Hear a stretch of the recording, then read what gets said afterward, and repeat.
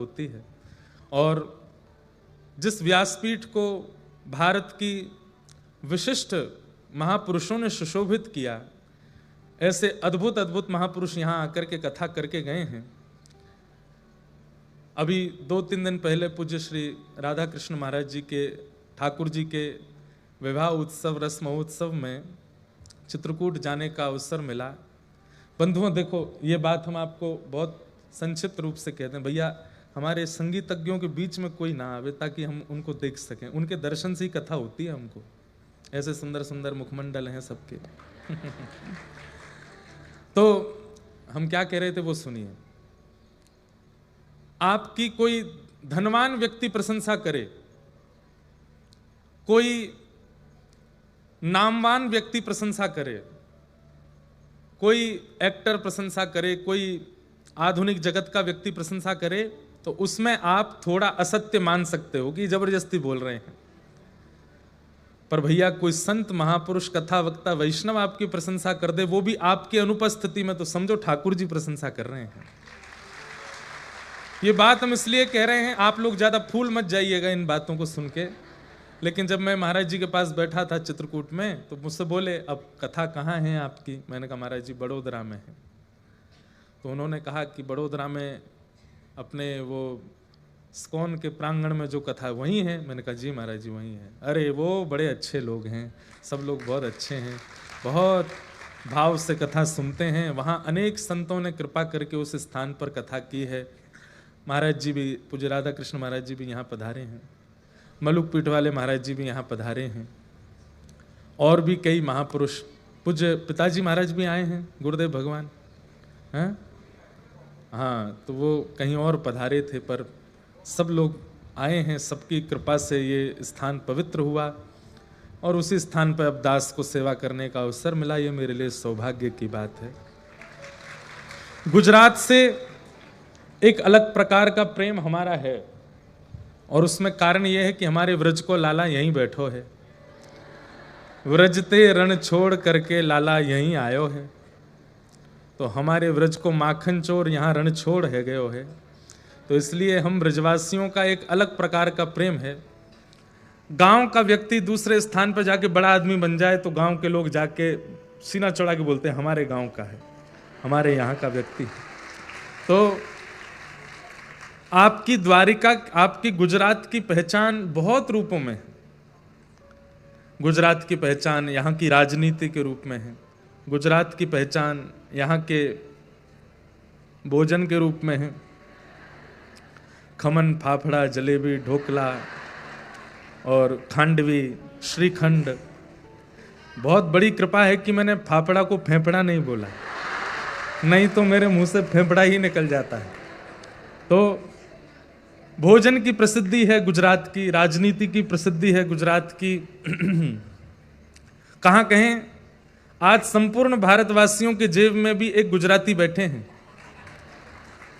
सबकी जेब में श्री गांधी जी विराजमान हैं, वो भी गुजरात से ही हैं। और कहाँ तक कहें, जेब की बात तो छोड़ो, सबके हृदय में भी जो चितचोर विराजमान है द्वारिकाधीश, वो भी गुजरात में ही हैं। तो सब रूपों में गुजरात की प्रसिद्धि बहुत है। कल्चर के रूप में है, भजनों के रूप में है, यहाँ के दायरों गवते हैं उनके रूप में है। यहाँ पर गुजराती पद गवते हैं, गरबा होता है, नृत्य होता है, उड़ाव, सब चीज में गुजरात आगे है। परंतु भैया हम वैष्णवों के चित्त में गुजरात की प्रसिद्धि श्री नरसिंह मेहता जी के रूप में है, भक्ति के रूप में। आज श्रीमद् भागवत का महात्मा हम लोग प्रारंभ करेंगे, और विशेष रूप से मेरी इच्छा है, और अब मैंने ऐसा कुछ कथाओं से प्रारंभ किया है कि जिस प्रांत में कथा होती है उस प्रांत के भक्तों के चरित्र हम ज्यादा कथा में सुनाते हैं। तो क्योंकि गुजरात में कथा है, तो गुजरात के श्री नरसिंह मेहता हैं, गुजरात के श्री रामदास बोढ़ाना हैं, जिनके लिए श्री ठाकुर जी में द्वारिकाधीश पधारे। गुजरात में ही भक्तिमती मीराबाई पधारी और यहीं द्वारिकाधीश में विलीन हुई। और भी कई भक्तों के चरित्र श्री गुजरात से संबंध रखते हैं। तो उन सब भक्तों के चरित्रों के मध्य भक्ति वर्धन करते हुए हम लोग कथा रस का पान करेंगे। सच्चिदानंद रूपाय भगवान के 3 रूप हैं। अब बिल्कुल शांति से सब लोग केवल हमको देखो और सुनो। सत्य, चैतन्य और आनंद, ये 3 रूप हैं ठाकुर जी के। सबसे पहला स्वरूप ठाकुर जी का सत्य है। जो असत्य नहीं है और जिनको कोई असत्य घोषित भी नहीं कर सकता, उनका नाम सत्य है। ठाकुर जी परम सत्य हैं। और सत्य का एक स्वरूप होता है कि उसको कितना भी छुपाओ वो छुपता नहीं है, प्रकट होता है। और अगर किसी ने गलत रूप से सत्य को थोपा, गलत रूप से किसी के बारे में कुछ भी प्रलाप करके उसको सत्य साबित करने का प्रयास किया, तो समय बहुत बलवान है। एक दिन समय आएगा कि सत्य जो है वो उजागर होगा, चाहे जो हो जाए। कई बार कई रूप में कई लोगों के विषय में असत्य को सत्य बता करके सबके बीच में रख दिया जाता है। अब जगन्नाथ मंदिर के बारे में कई लोग कई बातें कह देते हैं। कुछ दिन पहले ही मैं कुछ सुन रहा था कि ऐसे ऐसे भगवान का हृदय गया, वहां जाकर के जगन्नाथ जी के हृदय में रखा। और उसमें एक नवीन कथा यह बताई जाती है कि द्वारिका में श्री ठाकुर जी का जो देह है उसको, अब वो शब्द तो हमको बोलने में भी भार पड़ता है, उसका पूर्ण क्रिया कर दी गई, सब कुछ हो गया, पर हृदय नहीं जला। तो वो समुद्र में बहता हुआ जगन्नाथपुरी पहुंच गया और वहां जाकर के उसको ही जगन्नाथ जी के हृदय में धारण किया। नहीं, ऐसा नहीं। गीता में भगवान कहते हैं कि मेरा चैतन्य स्वरूप है, और मेरे चैतन्य स्वरूप को मरणासन समझने वाला व्यक्ति तो अपवित्र है ही, उसको देखने वाले को भी कपड़े सहित जल में स्नान करना चाहिए। ठाकुर जी चैतन्य हैं, ठाकुर जी चिन्मय हैं। उनका शरीर कभी पांच भौतिक हमारी तरह देह नहीं है ठाकुर जी का। ठाकुर जी चैतन्य हैं, और जो चैतन्य हैं उनका कभी अंत नहीं होता। वो प्रकट होते हैं और फिर अंतर ध्यान हो जाते हैं। तो कई जगह कई बातों को सत्य प्रेषित करके थोपा जाता है कि ये सत्य है और यही सत्य है। ऐसा नहीं, सत्य का स्वभाव है। अगर असत्य को भी सत्य बना करके कह दिया गया होगा तो समय की प्रतीक्षा कीजिए, एक दिन सत्य प्रकट होगा। जो कभी किसी के छुपाए छुप नहीं सकता, किसी के रोके रुक नहीं सकता, उसी को सत्य कहते हैं, और वो परमात्मा है।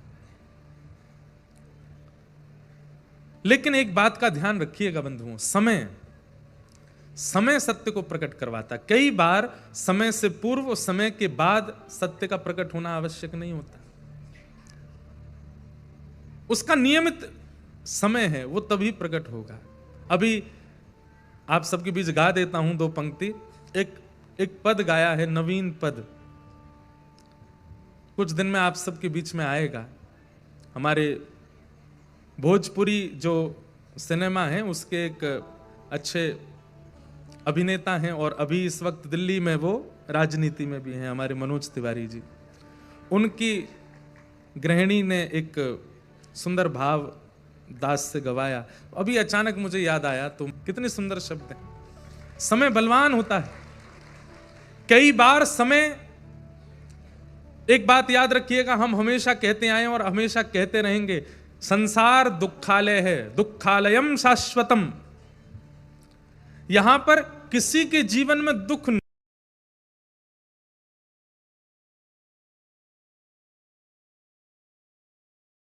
लेकिन भक्ति मार्ग में हो तो दुख ज्यादा आएंगे। आप कहोगे महाराज जी ऐसा क्यों? बहुत ध्यान से सुनिएगा। मैं एक जीवात्मा हूं, मेरी ओर देखिए, एक एक शब्द ध्यान से सुनिए। मैं एक जीवात्मा हूं, और मेरी जीवात्मा के प्रारब्ध के अनुसार ठाकुर जी ने मुझे दुख और सुख दोनों नियोजित कर रखे हैं। इतना इसको सुख देना है, इतना इसको दुख देना है। अब मैं इंद्रेश बन करके आया, मैं रमेश बन के आया, मैं राजेश बन के आया, जो भी बन करके आया, तो ठाकुर जी ने सोचा भाई इसका जीवन कितने दिन का है। अच्छा, ठाकुर जी नहीं, ये सब नियति निश्चित करती है। ठाकुर जी ने तो केवल मंत्रिमंडल बैठा रखा है, वो तो प्रधानमंत्री हैं, राष्ट्रपति, वो ज्यादा ध्यान नहीं देते। बाकी नियति रूपी एक मंत्री है, वो पूरे जीवन का हमारे का आंकलन करती है। इसको कब गिराना है, इसको कब ठोकर देनी है, इसको कब आइसक्रीम खिलानी है, इसको कब गहने पहनाने हैं, कब मर्सिडीज में चलवाना है, कब मारुति 800 में रखना है, कब पैदल चलवाना है, कब साइकिल से गिराना है, सब नियति निश्चित करती है। लेकिन मान लीजिए कि एक व्यक्ति का जीवन 80 वर्ष का है, तो नियति ने निश्चित किया कि 80 वर्ष के जीवन में 35 वर्ष का इसको कष्ट देना है। 5 वर्ष जन्म के बाद देंगे, 5 वर्ष विवाह के बाद देंगे, 5 वर्ष जब इसका दूसरा बालक होगा उसके बाद देंगे, 5 वर्ष तब देंगे। 80 वर्ष में वो 5 वर्ष, 6 वर्ष, 7 वर्ष ऐसे करके वो 35 वर्ष का कष्ट आपको प्राप्त हो जाएगा। कुछ दिन अच्छे, कुछ दिन बुरे, कुछ दिन अच्छे, कुछ दिन बुरे, ऐसा सब चलता रहता है। सब लोग इधर देखो, इधर देखो, ध्यान से सुनो। लेकिन जब आप भक्ति के मार्ग में आ जाते हैं तो नियति ठाकुर जी के पास जाती है, बोले नाथ अभी आपका गुणगान गाता है, आपके मार्ग पर चल रहा है, क्या करें? तो ठाकुर जी कहते हैं कितना दुख है इसके जीवन में? तो ठाकुर वो कहती है 35 वर्ष का है। बोले उसके बाद फिर इसके 3-4 जन्म और होने हैं, उनमें भी 40 वर्ष 35 वर्ष इतना इसका दुख है। ठाकुर जी कहते हैं 4 जन्मों के सारे दुख इकट्ठे करो और एक बार में ही सब खत्म करवाओ, आगे के छोड़ो ही मत। इसका पुनर्जन्म नहीं होना है। ये जिस भाव से कथा सुन रहा है, जिस भाव से भजन कर रहा है, जिस भाव से मेरी सेवा में आराधना में लगा है, यही इसका अंत करना है, इसके आगे इसको भेजना नहीं है। तो जो प्रारब्ध जन्य इसके दुख हैं जीवन के, उनको एक ही बार में सारे भुगवा दो और सारा हिसाब किताब इसका क्लोज करके, शारीरिक पीड़ा चल रही है, कभी कुछ चल रहा है, कभी कुछ। तो लोग कहते तू इतना भजन करता है फिर भी तेरे दुख खत्म नहीं होते। आपको नहीं पता, वो एक दिन में जो दुख भोग रहा है भक्ति करने वाला, उसके 4 जन्मों का दुख एक ही दिन में आ जाता है, वो सब खत्म कर रहा है आगे का। और एक समय ऐसा आता है कि आप ठाकुर जी की, मैं एक बात कहता हूं कथा में, ठाकुर जी या भक्ति कष्ट दूर नहीं करती, कष्ट से जूझना और लड़ना सिखाती है। सांसारिक व्यक्ति कैसा होता है कि कष्ट आने पर वो जूझ नहीं पाता, लड़ नहीं पाता, उसको फेस नहीं कर पाता, उसका सामना नहीं कर पाता, और फिर हाथ पैर मार करके कैसे भी उससे निकलने का प्रयास करता है। पर नहीं, भक्ति मार्ग व्यक्ति तो सहता है, भक्ति मार्ग व्यक्ति तो उसको स्वीकार करता है प्रसाद की तरह कि मेरे प्रारब्ध का कुछ है, नाथ दे दो, ये भी निकल के कट जाए, मुझे ज्यादा इसका कष्ट नहीं है, आप ये करवा देंगे और अच्छा होगा। कितने भक्तों के चरित्र में ऐसा हुआ। मैं आज तो ज्यादा नहीं कहूंगा नरसिंह मेहता का, कल से सुनाऊंगा, पर नरसिंह मेहता के चरित्र की एक घटना मुझको याद आती है। और अभी बंबई में भी मैं कथा करके आया, वहां भी अंतिम दिन नरसिंह मेहता याद आए, तो मैं वहां तो नहीं बोल पाया, लेकिन आज मैं बोलूं। अंतिम दिन की कथा में नरसिंह मेहता आकर के कथा में मानो हाथ पकड़े कि अब हमारे गुजरात चलो। इसलिए 7 दिन की कथा में वहां अंतिम दिन ही नरसिंह मेहता का स्मरण हुआ। और मैं प्रयास करूंगा, मुझे आती तो नहीं है ज्यादा गुजराती, पर मेहता जी के, नरसिंह जी के जो पद हैं गुजराती में, उनको टूटी फूटी अपनी हिंदी ब्रजभाषा में गाऊंगा, आप उसको सही कर देना, आप लोग उसका भाव रखना। नरसिंह जी के भक्ति, नरसिंह जी के भाव बहुत अद्भुत हैं। नरसिंह मेहता जी को नागर वंशीय ब्राह्मण थे, उनके समाज के लोगों ने ही निकाल दिया, अपने वंश से, अपनी जाति से उनको निष्कासित कर दिया। तो नरसिंह मेहता जी दुखी नहीं हुए, पर एक बार पूछने गए कि मेरा अपराध क्या है।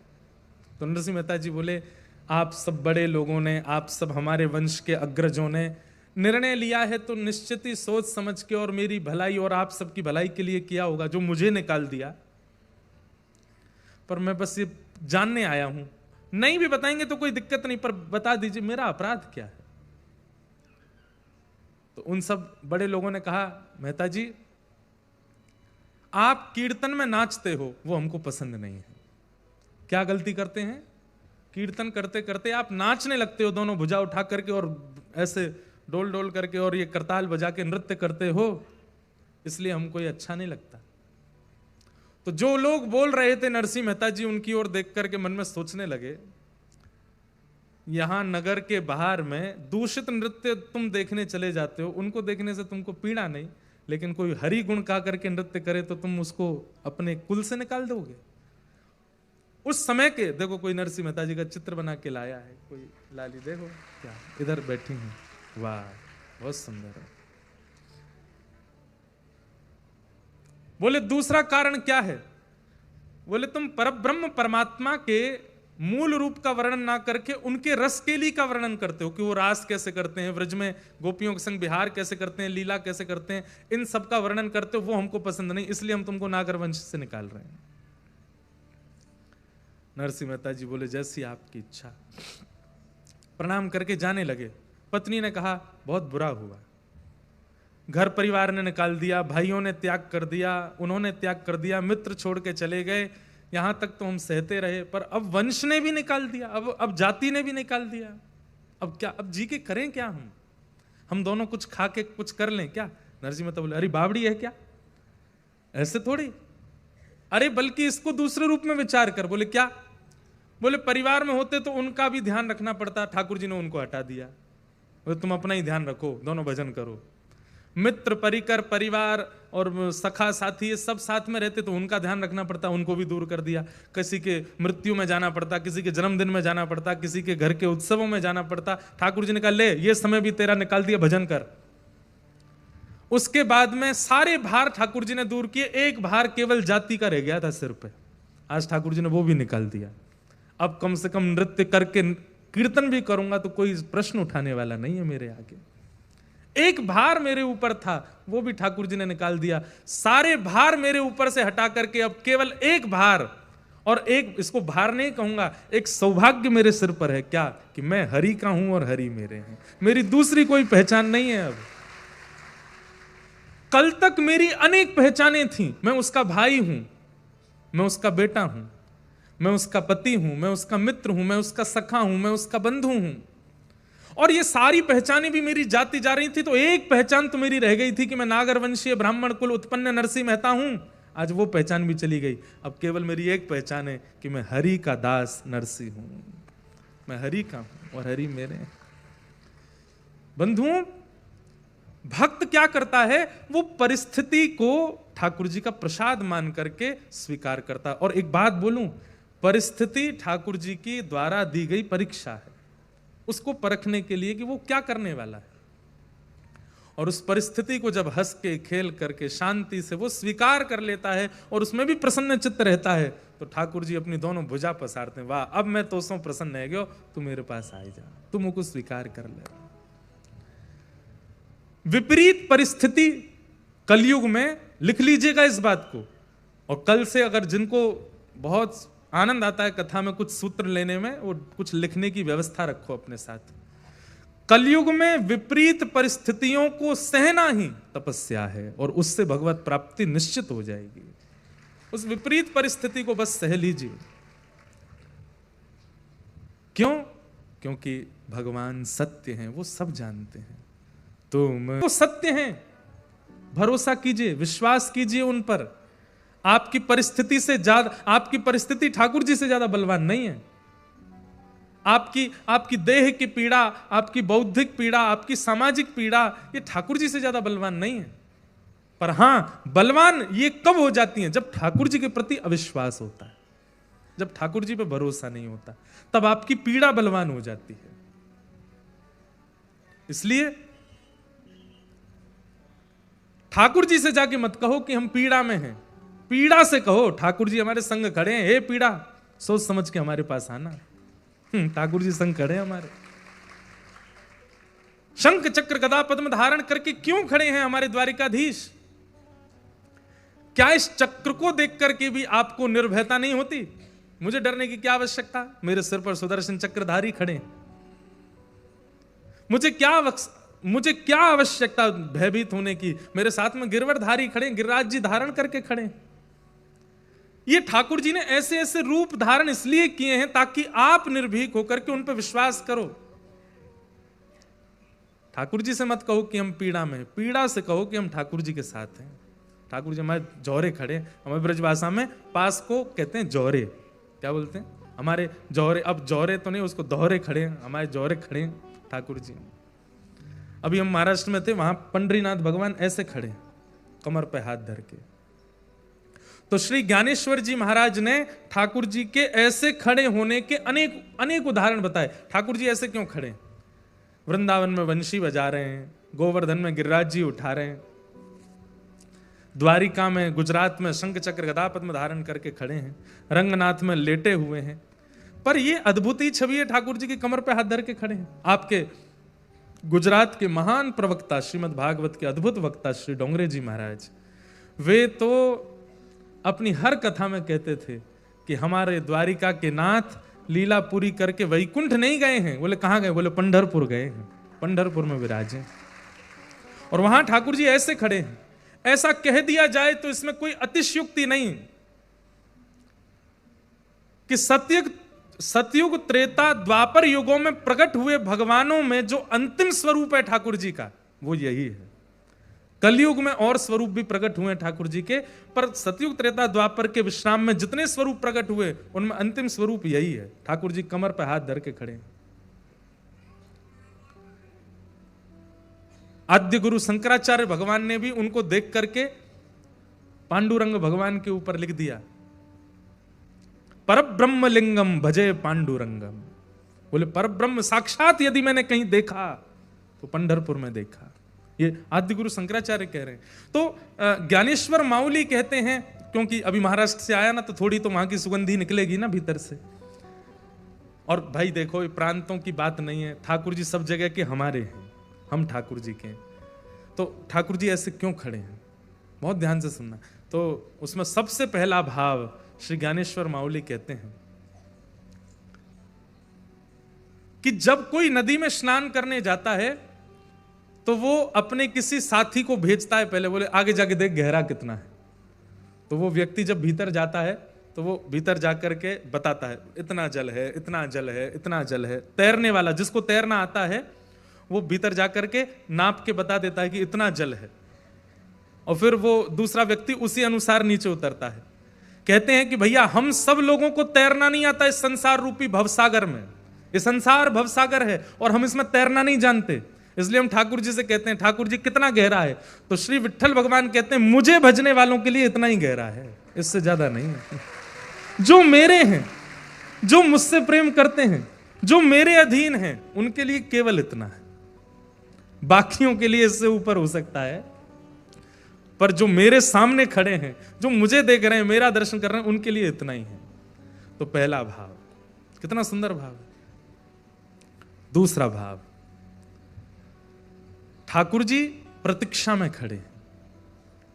जब किसी की प्रतीक्षा होती है तो व्यक्ति चाहे एक हाथ से, दोनों हाथ से ऐसे ही खड़ा होता है, या जैसे किसी को ढूंढ रहे हैं, बहुत देर हो गई, वो कह रहा है 10 मिनट में आ रहा हूं, 5 मिनट में आ रहा हूं, बस बस मोड़ से मुड़ गया। तो जब किसी को बहुत ज्यादा प्रतीक्षा होती है, ज्यादा प्रतीक्षा जब किसी की नहीं होती तो आदमी बैठ जाता है, चैन से बैठ जाता है, चाय पी लेता है, कुछ खा लेता है। लेकिन जिसकी बहुत उत्कंठा से प्रतीक्षा होती है, उसको व्यक्ति यूं ही ढूंढता रहता, कितनी देर रह गई यार, अभी तक नहीं आया, अभी कह रहा 10 मिनट, 5 मिनट देर। तो मानो श्री पंडरीनाथ भगवान प्रतीक्षा में खड़े हैं, और जब हम सामने जाते हैं तो ठाकुर जी मानो कहते हैं आ गया, मैं कब से प्रतीक्षा कर रहा था, मैं तेरे लिए ही तो खड़ा हूं कमर पे हाथ धर के कि तू कब आएगा। तेने 28 साल लगा दिए मेरे पास आने में, तेने 25 साल लगा दिए, तेने 20 साल लगा दिए। तो प्रतीक्षा में ठाकुर जी खड़े हैं। किसकी प्रतीक्षा में? मेरी और आपकी प्रतीक्षा में खड़े हैं। हम वहां घंटों लाइन में लगकर के जब पंडरीनाथ भगवान के सामने जाते हैं तो पंडरीनाथ भगवान मानो कह उठते हैं, बोले तू तो भैया 2 घंटा लाइन में लग के आओ, मैं तो 2000 वर्ष से यूं ही खड़ा हूं तेरे काजे मैं तो 2000 वर्षों से ऐसे ही खड़ा हूं। तो प्रतीक्षा की भावना। और तीसरी भावना मुझे बहुत प्रिय लगती, वैसे तो सारी भावना प्रिय हैं, पर ज्ञानेश्वर माउली कहते हैं तीसरी भावना। बोले क्या?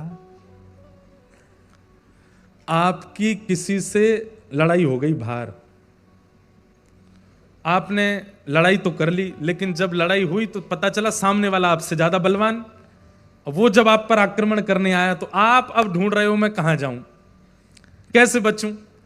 तो बच्चों में लड़ाई हो जाती है, तो सामने वाला बच्चा ज्यादा बलवान होता है तो वो दूसरा वाला बच्चा मैया को ही खोजता है अपनी, मेरी मम्मी कहाँ, पिताजी नहीं, मम्मी ही बचाएगी। वो मम्मी के पास जाता, बचाओ बचाओ बचाओ बचाओ। तो माँ क्या करती है, तुरंत छोटे वाले को लेके अपने पीछे खड़ा करती है, सामने खड़ी हो जाती है, क्या बात है, और जो सामने से आ रहा है उसको टोक देती है, क्या कहना है इसको, इससे बाद में कहना, पहले मुझसे बात कर। तो ऐसे ही संसार की पीड़ा, संसार के कष्ट, संसार का भय, संसार की दुख, दारिद्र, ये सबसे हम भिड़ तो जाते हैं, लेकिन बाद में पता चलता है ये हमसे ज्यादा बलवान है, ये हमको मानसिक रूप से, बौद्धिक रूप से, व्यवहारिक रूप से, शारीरिक रूप से तोड़ ही रहे हैं। तब हम क्या करते हैं? तब हम ठाकुर जी का नाम लेते हैं। जैसे ही कहते हैं हे कृष्ण द्वारिकावासी क्वासी क्वासी महाभुज, हे महाभुज आप कहां हो, हे जगन्नाथ आप कहां हो, हे द्वारिकाधीश आप कहां हो, तुरंत ठाकुर जी निकल करके आते हैं और हमको पीछे खड़े करके ऐसे खड़े हो जाते हैं और दुख दारिद्रों से कहते हैं इससे बाद में जूझना, पहले मुझसे बात करो, इसके पास बाद में जाना। इसीलिए हमारे महाराष्ट्रियन वैष्णव ठाकुर जी को भगवान नहीं बोलते, क्या बोलते हैं? माऊली। क्या बोलते हैं? माऊली मतलब मैया। ये हमारी मैया है, ये हमारी माता जी है। पंखा चल रहे हैं, पर जैसे हमारे यहां की सर्दी है, अब आप अपनी सेवा के ठाकुर जी को ऊनी वस्त्र पहनाते हो, सॉल लगाते हो, हिना का इत्र चढ़ाते हो, सब कुछ करते हो, लेकिन आप जहां कहीं भी ठाकुर जी का स्वरूप देखते हो, आपके मन में आता है इनको ढक दूं, कहीं जाड़ा नहीं लग रहा हो, कहीं सर्दी नहीं लग रही हो, इनको कुछ पवा दूं, भूखे नहीं बैठे हों। ये बुद्धि प्रकट हो जाना, ये चैतन्य बुद्धि है, और इससे ठाकुर जी का अनुभव, साक्षात्कार बहुत जल्दी हो जाएगा। ठाकुर जी के प्रति चैतन्य बुद्धि। पर हम लोग कैसे? अपना तो आलीशान घर है, ठाकुर जी कोने में बैठे हैं, एक छोटी सी बेचारी खिड़की है, वहां के भीतर बैठे हैं चुपचाप, एक दिया जल रहा है, उसी में बेचारे अपनी बंशी खोजते रहते हैं, कहां है। चना चनौरी बेचारी किस्तों में मिली हुई हैं, छोटी सी कटोरी। जो लोग जिनके घर में बादाम का, ड्राई फ्रूट्स का भोग लगता है बस ठाकुर जी को, वो भी ऐसा नहीं कि बड़े कटोरा भर के धर दो, इतनी सी कटोरी, उसी में ही ठाकुर जी बेचारे तृप्त हो जाओ। ठाकुर जी बंधुओं कई बार ये सोचते हैं कि तू मेरी सेवा करके एक बार खुद सोच, अगर मैं तेरे साथ ऐसा करूं तो क्या होगा। तू मेरी सेवा करके एक बार विचार कर कि यही उल्टा तेरे साथ हो गया तो तू क्या करेगा। ठाकुर जी चैतन्य है, और चैतन्य बुद्धि उन लोगों को रखनी चाहिए जो ठाकुर जी की सेवा करते हैं। देखो बंधुओं, यहां 3 प्रकार के भक्तों के लिए 3 मार्ग बताए गए। सत्य मार्ग उन लोगों का है जो कर्म पर ज्यादा विश्वास करते हैं। जैसे कई व्यापारी लोग मिलते हैं हमको, वो कहते हैं महाराज जी हम ज्यादा पूजा नहीं कर पाते, सेवा नहीं कर पाते, पर हम सत्यनिष्ठ रहते हैं, समय की पाबंदी में रहते हैं, छल कपट नहीं करते, अपना कर्म करते हैं, परिवार का भरण पोषण करते हैं, पत्नी व्रत, पतिव्रत, पुत्र व्रत, पुत्री व्रत, परिवार व्रत इनका निर्वहन करते हैं, पर हम ज्यादा देर ठाकुर जी की सेवा नहीं कर पाते। तो उनके लिए भजन क्या है? ठाकुर जी सत्य स्वरूप हैं, वो सब जानते हैं, उनके प्रति पूर्ण भरोसा रख करके चित्त में अपनी क्रिया करो, आपके लिए वही भजन है। चैतन्य उन लोगों के लिए जो घर में सेवा करते हैं, ठाकुर जी की सेवा, चित्रपट की सेवा, युगल सरकार की सेवा, श्रीनाथ जी की सेवा, गोपाल जी की सेवा, उन लोगों के लिए चैतन्य बुद्धि। ठाकुर जी चैतन्य हैं, इनको भी हमारी तरह त्वचा है, इनको भी जाड़ा लगता है, गर्मी लगती है, भूख लगती है, प्यास लगती है, ये सारी बुद्धि उनके प्रति रखना, ये सब भाव उनके प्रति रखना, चैतन्य बुद्धि। ये किनके लिए? सेवकों के लिए चैतन्य बुद्धि है। और तीसरा, जो नाम पर भरोसा रखते हैं, जो कीर्तन में विश्वास रखते हैं, जो सत्संग सुनते हैं, सेवा इतनी नहीं कर पाते पर नाम करते हैं। कौन है पता है? सप्तनिधियों में मदन मोहन जी को प्रकट करने वाले श्री सनातन गोस्वामी। विहरत निस्दिन कुंज गलिन में व्रजजन मन सुख धाम, मदन मोहन को रूप निरख सनातन बलि बलि जाए। सनातन गोस्वामी की कथा आप सबने सुनी ही होगी। मथुरा में एक ब्रजवासी मैया के यहां मधुकरी लेने के लिए जाते थे, उन्हीं के यहां पर मदन मोहन लाल जी की सेवा होती थी। तो मदन मोहन जी का मन आ गया, जैसे ही द्वार खोल के मैया मधुकरी देने गई तो मदन मोहन जी का मन आ गया किन पे? सनातन गोस्वामी पे। और रात्रि में एक दिन स्वप्न में मैया से बोले, मैया मैं तो को एक बात बतावे आया हूं। मैया तो बड़ी खुश हो गई, इतने साल से सेवा कर रही हूं, अब जाके स्वप्न में ठाकुर जी का दर्शन हुआ, कहो जय जय, मेरी सेवा ते राजी हो, मोते प्रसन्न हो? ठाकुर जी बोले, हाँ मैया मैं बहुत प्रसन्न हूं, एक बात बतावे आया हूं। बोले कहा? बोले कछु दिना में आप प्रस्थान करवे वारी हो। मैया बोली, ये बताने स्वप्न में आए हो आप? इतने साल की सेवा में आप कभी प्रकट नहीं हुए और अब जाके प्रकट हुए तो मेरी मृत्यु की तिथि बताने आए हो? लेकिन बोली जय जय, बस ये बता दो मोते राजी हो ना। ठाकुर जी बोले मैं बहुत राजी हूं मैया, पर मैं तो सो ये कहवे आया हूं, सेवा पूर्ण भई अब तेरी, जागा भाग्य किसी का। अब तेरी सेवा पूरी है गई, पर मैया मैं तो यहीं रहूंगा, मुंह को कौन के हवाले करके जाएगी। मैया बोली आपने कोई चुन लियो है? बोले हाँ चुन लियो। बोले कौन? बोले सुबह सुबह बाबा आवे मधुकरी मांगवे। ब्रजभाषा समझ रहे हैं ना आप लोग? ठाकुर जी बोले बाबा आवे मधुकरी मांगवे। बोले हाँ। वही बाबा मुंह को बढ़िया लग गो, भैया दे दे मुँह, वही के पास जाऊंगा। अगले दिन जब सनातन गोस्वामी आए तो मैया ने मधुकरी देते ही कहा बाबा मेरे ठाकुर जी स्वप्न में आके कह के गए आपसों सेवा करानी है। बाबा ने ठाकुर जी को देखा, भीतर मंदिर में विराज रहे थे घर में। बोले मैया आपके ठाकुर जी को देख करके मुझे इतना सुख मिलता है, सोने का मुकुट पहनते हैं, क्या जड़ी के वस्त्र पहनते हैं, 56 भोग लगाते हैं, छोटी सी कुटिया में रहता हूं, एक टिक्कर बना करके मधुकरी की पाता हूं, 22 घंटा भजन करता हूं 24 घंटे में से, और बचे हुए 2 घंटे में शयन करना, स्नान करना, शौच करना, सब कुछ 2 घंटे में। ये राज घराने के ठाकुर जी मेरी कुटिया में कैसे रहेंगे?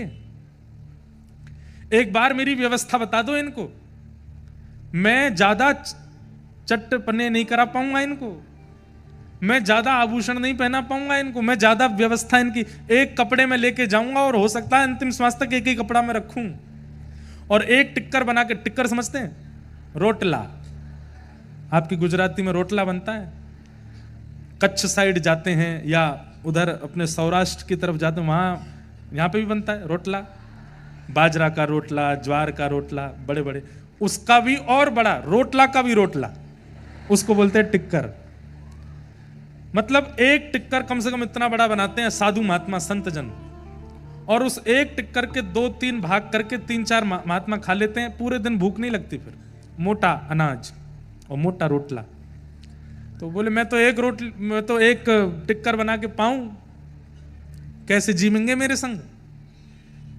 इनकी तो 8 बार भोजन, 7 बेर आरती, हमारे ब्रजमंडल में 8 बार भोग लगता है, 7 बार आरती होती ठाकुर जी की, अष्टयाम सेवा होती है। कैसे करेंगे ये? एक बार मेरी व्यवस्था बता दो इनको। मैया बोली आज बात करती हूं। ठाकुर जी से जाके कही, बोले कि जय जय जाग के पास जावे की इच्छा रख रहे हो? उनने अपनी ऐसी व्यवस्था बताई है। रात्रि में मैया सो गई, ठाकुर जी फिर से सपने में आए, बोले मैं राजी हूं, मुझे जरूरत ना है, पर मोकू वही के पास जानो है। सोचिए आप कितनी व्यवस्था करते हैं, उससे ठाकुर जी नहीं रीझते, पर आप जो भी व्यवस्था करते हैं कितने उत्साह से करते हैं, उससे ठाकुर जी रीझते हैं। सनातन गोस्वामी जी को ठाकुर जी की सेवा में रुचि है, पर सेवा से ज्यादा नाम में रुचि है। 22 घंटे भजन करते हैं वो, 22। हमारे वृंदावन में आज भी ऐसे कई महात्मा हैं, 22 घंटे भजन करते हैं, केवल नाम जपते रहते हैं। हमारे गोवर्धन में एक महापुरुष थे, महाराज जी थे, आप में से जो यहाँ बड़े सब बैठे हैं हमारे बड़ोदरा के, हो सकता है उन्होंने उनका नाम भी सुना हो, दर्शन भी किया हो। परम पूजनीय प्रातः स्मरणीय श्री ठाकुरदास बाबा। मैंने अंतिम समय में उनका दर्शन किया, जब वो निकुंज में प्रवेश कर रहे थे, उससे पहले किया, तब उठ भी नहीं पाते थे। उस समय मैं दर्शन करने गया, मैं भी छोटा था, पिताजी के साथ गया, तो बाबा की संपूर्ण शरीर तो किसी और के करने से ही कार्य करता था, पर ये उंगली उनकी ऐसी चलती रहती थी बिना माला के। मतलब ये समझ लीजिए कि पूरे शरीर को पैरालाइज हो गया, लेकिन उंगली पर नाम बंद नहीं हुआ। उस स्थिति को क्या कहते हैं? एक होता है कि आपने नाम को पकड़ा है, और एक होता है नाम ने आपको पकड़ा है। तो महाराज जी जो थे, उन्होंने नाम ने उनको पकड़ लिया। वे ठाकुर जी का नाम नहीं लेते थे, ठाकुर जी उनका नाम लेते थे। उस स्थिति में उनका रात में सो रहे हो, चल रहे हो, फिर रहे हो, कहीं भी कैसी भी स्थिति में शिथिल अवस्था थी उनकी, लेकिन नाम चलता रहता था। तो हमारे ब्रज में नाम प्रेमी बड़े महापुरुष हैं। सनातन गोस्वामी उन्हीं में से थे, 22 घंटा भजन करते थे, सेवा से कोई ज्यादा संपर्क नहीं था, पर ठाकुर जी ने चुन लिया। अगले दिन जब सनातन गोस्वामी आए तो मैया ने अपने ठाकुर जी दे दिए, बोले लो बाबा लेके जाओ ठाकुर जी को। गोदी में लेकर के नृत्य करने लगे, आंसू तो आने लगे। बोले जय जय, मैंने आपको नहीं, आपने मुंह को स्वीकार किया है, चलो महलन से कुटिया में लेके चलूं। और यमुना जी के तट विश्राम घाट पर छोटी सी कुटिया, उसमें लेकर के ठाकुर जी को आए, एक कोने में बैठा दिया। उत्साह में तो बहुत थे, क्या क्या करूं पर आता नहीं है कुछ भी। तो एक चौकी पर ठाकुर जी बैठा दिए, एक कपड़ा से ढक दिए, मोटा टिक्कर बनाया ठाकुर जी के लिए। टिक्कर बना के बोले जय जय जय ही पाऊं मैं तो। और हमारे लिए कोई सब्जी नहीं है, साग नहीं है, नमक नहीं है और कुछ मिर्च नहीं है, ये व्रज रज ही टिक्करों में लग जाती है, यही सब पूर्ण कर देती है। प्रेम से पाओ, स्वागत है आपका मेरी कुटिया में। 4-5 दिन सेवा को हो गए और टिक्कर का भोग लगाने के बाद 22 घंटा के भजन में चले जाते सनातन गोस्वामी। ठाकुर जी बैठे हैं टिक्कर के आगे। आप लोग प्रेरणा मत ले लेना महाराज जी, हम तो फिर भी चना चनोरी का लगा रहे हैं। तो भाई 22 घंटा भजन भी तो कर रहे हैं सनातन जी। भजन करने के बाद जब उठते, फिर से स्नान ध्यान करके फिर दूसरा टिक्कर बनाते, ठाकुर जी को पवाते। 4-5 दिन बाद ठाकुर जी उनके ध्यान में आए। सनातन जी बोले जय जय राजी हो, कैसा लग रहा हूं मेरी कुटिया में? तो ठाकुर जी ऐसे करके बोले, कहा भयो? अरे वो रूखी रोटी खाऊं ना, गले में इड़ज गई है, अटक गई है गले में, भीतर ना जा रही है। सनातन जी बोले गले में इड़ज गई है? बोले हाँ, क्या करूं? आप आटा लेने तो जाते ही हो मधुकरी में, नेक्स्ट तो घी लिया करो वहां में, नेक टिक्कर में घी लगाए के पवाए दे करो, भीतर सटक इस में आसानी होगी। जय जय इतना तो करूंगा, घी ले आऊंगा। उन्हीं माता जी के पास जाते थे मधुकरी लेने और सूखी सामग्री लेते थे, पकी हुई नहीं, आटा दाल चावल स्वयं बना के पाते थे। आटा मांगा, माता जी आज थोड़ी सी एक मधुकरी और बढ़ाओ। बोले क्या? थोड़ा सा घी दे दो। मैया बोली आ गए हो, अब आ गए हो तुम्हारी कुटिया में, अभी तो घी आ रहा हो, अभी देखियो। नहीं नहीं नहीं, घी से ऊपर नहीं जाएंगे आप, चिंता मत करो। घी लेके गए, टिक्कर बना करके वहां में घी लगाए, ठाकुर जी के आगे पधराए हो। जय जय अब तो राजी हो, खूब चकाचक, खूब सटका सटका के पाओ। घी की कटोरी रख दी, बोले टिक्कर घी से ही लगा के खाओ आप तो। 6-7 दिन तक ठाकुर जी राजी राजी पाते रहे, फिर ध्यान में आए। सनातन जी बोले जय जय अब तो सुखी हो? बढ़िया। नहीं नहीं बताओ आप। बोले जीभ खारी है गई है। बोले क्यों? अरे नेक्स्ट सो नमक डाल दे करो वहां में आटे में, थोड़ा तो स्वाद बने। तुम कोरे आटे में यमुना जल मिलाए के पवाए दो, घी लगाए दो, नेक आटो बस एक चुटकी आटो डाल, वहां में नमक डाल दे करो। एक चुटकी नमक कौन सी बड़ी बात है, ठीक है ये भी ले आएंगे। अगले दिन गए मैया से, बोले मैया मधुकरी में आटा भी मिलता है, घी भी, थोड़ा नमक और दो। हाँ नमक अभी तो रुको, रसायनों का प्रवेश होगा। नमक लेकर के गए। 7-8 दिन 10 दिन ठाकुर जी ने फिर कोई सेवा नहीं मांगी। 10 दिन बाद फिर आ गए, जय जय अब कहा हो?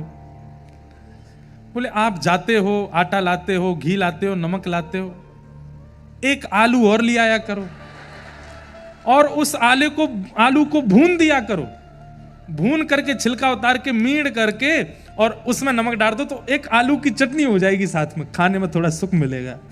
सनातन गोस्वामी जी ने ठाकुर जी उठाए, लेके मैया के पास गए, बोले धरो या को भीतर। वो ये तो 56 भोग मंगा रहे मेरी कुटिया में। जैसे ही मैया को देने लगे, मूर्तिमंत ठाकुर जी चैतन्य हो गए, प्रकट हो गए, सनातन जी के हृदय लग गए। बोले रहूंगा तो आपके संग ही, कहीं नहीं जाऊंगा, रहूंगा आपके पास। तो कईयों की रुचि सेवा में होती है, कईयों की रुचि कथा में सत्संग में होती है, कईयों की रुचि नाम में होती है। तो जिनकी रुचि नाम में है, जिनकी रुचि कथा में है, उनको ठाकुर जी आनंद स्वरूप प्रदान करते हैं, सच्चिदानंद रूपाय। कर्मनिष्ठ लोगों के लिए ठाकुर जी सत्य रूप में विराजमान है, सेवा भावी लोगों के लिए ठाकुर जी चैतन्य रूप में विराजमान है, और कथा श्रवण करने वाले वैष्णव और नाम जाप करने वाले वैष्णवों के लिए ठाकुर जी आनंद के रूप में विराजमान है। वो हर परिस्थिति को आनंद से स्वीकार करें, वही उनके लिए ठाकुर जी हैं। इस समय जो आपके मुखमंडल पर प्रसन्नता है, आप लोग विचार कीजिए, कोई आदमी 15 मिनट भी ऐसे रहे तो यहां दर्द होता है। आप लोग 3:30 बजे से ऐसे बैठे हो, सबके मुख खिले हुए हैं, कईयों के मुख भी खिले हैं, नेत्रों से अश्रु भी निकल रहा है। ये सुख नहीं है, ये प्रसन्नता नहीं है, यही आनंद है, और ये आनंद ही श्री कृष्ण है। इस प्रसन्नता में आप ये कह सकते हो कि कृष्ण मुझे छू रहे हैं। इतनी बढ़िया स्माइल तो आपकी फोटो उसके सामने भी नहीं आ सकती। जो प्रसन्नता अभी आपकी कथा में है, ये प्रसन्नता अलौकिक है, अद्भुत है, और यही श्री कृष्ण है। सच्चिदानंद रूपाय विश्वोत्पत्त्यादि हेतवे, विश्व की उत्पत्ति आदि करना जिनका हेतु है। भगवान के कर्म क्या है, गुण क्या है? कर्म है विश्व की उत्पत्ति करना, पालन करना, संहार कर देना, और गुण क्या है? तापत्रय विनाशाय। उनको भजने वाले, उनको जपने वालों के वो 3 प्रकार के तापों का नाश करते हैं। आदिदैविक जी को वर्णन किया, सब लोग इधर देखिए, कोई रहने दीजिए, बहुत सुंदर भाव है। बंधुओं देखिए, एक बात हम आपसे कहें, जहां भक्त समुदाय खूब संख्या में बैठा होता है ना, हमको तरंगें आती हैं आप लोगों से, और वो तरंगें कुछ नए नए भाव प्रकट कराने की आज्ञा करती रहती हैं। एक बहुत सुंदर भाव है, ध्यान से सुनना। श्री शुकाचार्य जी कौन है, सुखदेव जी कौन है? अनेक भाव, अनेक कथाएं, व्यास जी के पुत्र आदि आदि हमने अनेक बार कथाओं में, और भी हमारे महापुरुष सब सुनाते रहते हैं। एक बहुत सुंदर भाव एक महापुरुष के द्वारा सुना हुआ।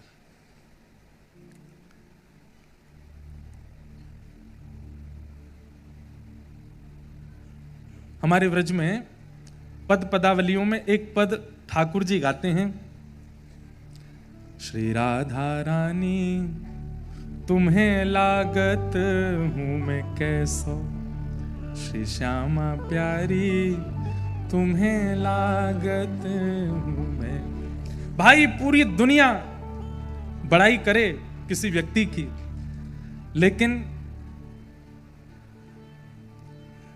3 प यदि बड़ाई कर दें तो वो आदमी मानता है कि हाँ ये सच्ची बड़ाई है। पूरी दुनिया कहे तुम बहुत अच्छे हो, तुम बहुत अच्छे हो, तुम बहुत अच्छे हो, ठीक है, लेकिन 3 प संबंध वाले, उनमें सबसे पहले पिताजी बड़ाई कर दें अपने पुत्र की, वाह लाला बहुत बढ़िया, तेने बहुत अच्छा काम किया, मैं तो बहुत प्रसन्न हूं। दूसरा पड़ोसी, जो घर के सामने ही रहता है, पूरी दुनिया आपको देखने को तरसती है, पर वो रोज आपको देख देख के झिक गया है, पर वो भी आपकी बड़ाई कर दे, वाह भैया तुमसे तो हम बड़े राजी। और तीसरी पत्नी अगर प्रशंसा कर दे तो समझ जाओ कि आप सच में कुछ अच्छा करके आए हो। पिताजी बहुत जल्दी बड़ाई नहीं करते, मां कर देती हैं, बहनें कर देंगी, पिताजी बहुत जल्दी बड़ाई नहीं करते अपने पुत्र की। ऐसी पड़ोसी भी बहुत जल्दी बड़ाई नहीं करते। बाकी पूरी दुनिया से जंग जीत आओ, पत्नी भी जल्दी बड़ाई नहीं करते। हमारा तो अनुभव अभी शुरू हुआ है तो अभी ज्यादा हमको अनुभव है नहीं, देखते हैं। आप सब यहां ज्यादा बैठे हो तो ये 3 ज्यादा बड़ाई कर दें तो समझो कि सही में कुछ अच्छा किया आपने। तो ठाकुर जी के मन में एक दिन भाव आयो, श्री जी मेरे सामने आमे तो मेरी बड़ी बड़ाई करें, आहा कैसे सुंदर अलकावली, कैसे सुंदर नेत्र हैं, कैसे सुंदर पत्रावली, कैसी सुंदर नासिका, आज श्याम सुंदर की पीतांबरी कितनी मधुर है, आज नूपुर कितने बढ़िया पहने। किशोरी जी जब ठाकुर जी से मिलते हैं तो किशोरी जी बहुत देर तक तो ठाकुर जी को मौन होकर के केवल एक एक श्रृंगार को देखती रहती हैं, कितना सुंदर श्रृंगार। इसलिए ठाकुर जी रज रज के श्रृंगार करते हैं। हर दिन किसी को सजना अच्छा नहीं लगता, हमारे ठाकुर जी रोज सजते हैं, डेली। इनको रोज नए वस्त्र चाहिए, रोज नए इत्र चाहिए, रोज नया मुकुट चाहिए, रोज नया चंदन घिस घिस के लगाओ, नई नई पत्रावली, रोज नए पीछे बंगला बनाओ, रोज पीछे की पिछवाई बदलो। क्यों? तो ना पता श्री जी आमेंगी देखवे, तो जब श्री जी आमेंगी तो उनको देखवे में आनंद आवे। उनको अपने लिए नहीं सजते ठाकुर जी, श्री जी के लिए सजते रोज, एवरीडे। हमारे भारत के मंदिरों में पोशाक दोबारा आती नहीं ठाकुर जी को, एक बार पहन लिया बस हो गया काम, अब तो नई आएगी, इतना सजते हैं। तो श्री जी भी खूब प्रशंसा करती हैं, आज बहुत मधुर लग रहे हैं, बहुत अच्छे लग रहे हैं। ठाकुर जी ने मन में विचार किया, ये मेरे मुंह पे तो बड़ाई करें, पर असली प्रशंसा तो मैं तब मानूं जब मैं उपस्थित नहीं हूं, तब ये क्या कहती है मेरे बारे में, वो मुझे सुनाई दे। तो उसके लिए मैं क्या करूं? मेरे बिना जब श्री जी बैठती हैं तब क्या चर्चा करती हैं, क्या सोचती हैं, वो मुझे पता चले। तो ठाकुर जी ने योजना बनाई, मधुमंगल को सखी बनाया, मधुमंगल को नथनी पहनाई, कानन में कुंडल पहना दिए, ओढ़नी पहना दी, बढ़िया सुंदर उसका श्रृंगार विंगार करके बाल वाल आगे कर दिए। ए मधुमंगल बोला, हाँ तू श्री जी के समूह में चला जा और वहां बैठ करके बस ये सुनना कि वो मेरी अनुपस्थिति में मेरी क्या बात करती हैं, वो मुझे आके बताना। पहले बार तो मधुमंगल सखी बन के वो जैसी चलने लगा तो उसकी चाल ऐसी मर्दानी वाली। ठाकुर जी बोले ऐसे नहीं चलना, 2 मिनट में पकड़ा जाएगा, थोड़ी चलना, अदब से चले, ऐसे चलते। सिखाया उसको। मधुमंगल थोड़ी दूर गया, लौट के आ गया, बोले लाला, बोले एक बड़ी दिक्कत है। बोले कहा, मोए हर 15 मिनट में भूख लगे और माँ श्री जी क्या मैं कौनते मांगूंगो। ठाकुर जी बोले तो मैं खवा के भेज रहा हूँ, खूब सारो खवा के भेज रहा हूँ, और तू लौट के आएगा फिर दोबारा सबरो खवाऊंगा, माँ मत बोलियो कोई थे। मधुमंगल को खूब खवा पवा के भेजो। पहुंच गयो।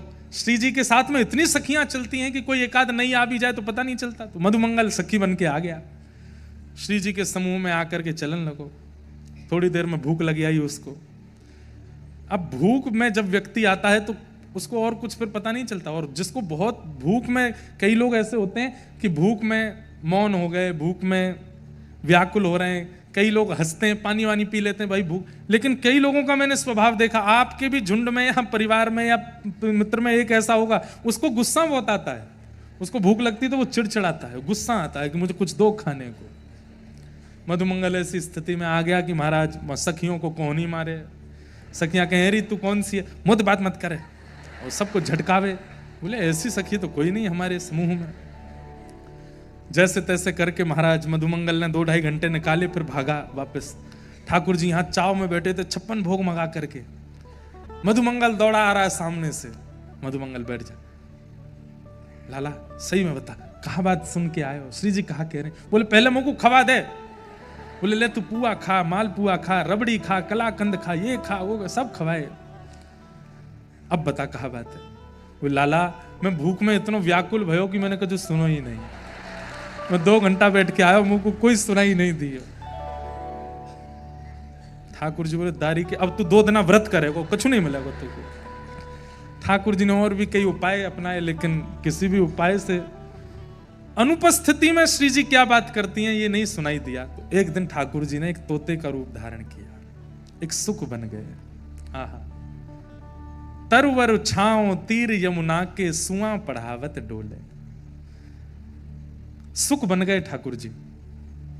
और सुख बन करके जिस मार्ग से श्री जी जा रही हैं उस मार्ग में एक वृक्ष पर ठाकुर जी जाकर के बैठ गए। और जैसे ही किशोरी जी आई तुरंत वो तो कृष्ण कृष्ण कृष्ण कृष्ण कृष्ण कृष्ण कृष्ण कृष्ण कृष्ण, और जैसे तोता बोलता है कृष्ण कृष्ण कृष्ण, वैसे बोलने लगे।